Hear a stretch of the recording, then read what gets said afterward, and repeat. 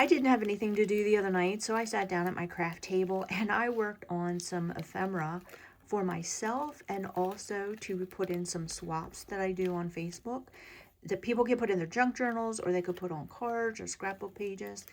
But I just put these together really quick with scraps that I had.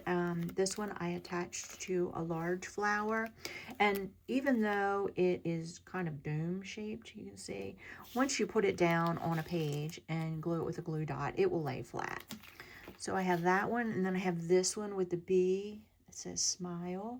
I added some rhinestones on most of these. This one is a smaller, different type of flower, but I thought that turned out really cute. I have the word stamps, and I have this little tiny stamp. Maybe I'll do a video and show you like creating a whole batch of these. Here's another one with a flower. This one says begin.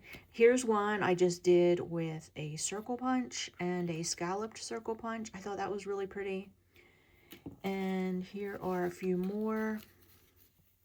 There's another begin. There's a smile, and I put a rhinestone in the center. Here's another one. But you can see I just used all different colors, and I just put all my scraps out on the table. And I just punched away and to see what I could come up with. And look at that one. I like that one. This is my color right here. And then I have a bee that says create on it. But these are so fun, easy to make. It doesn't take much time. It doesn't take many supplies. I get to use up my scraps. So, but let me know in the comments if you would like me to do a video on how I did all these. I probably made these in like a half hour.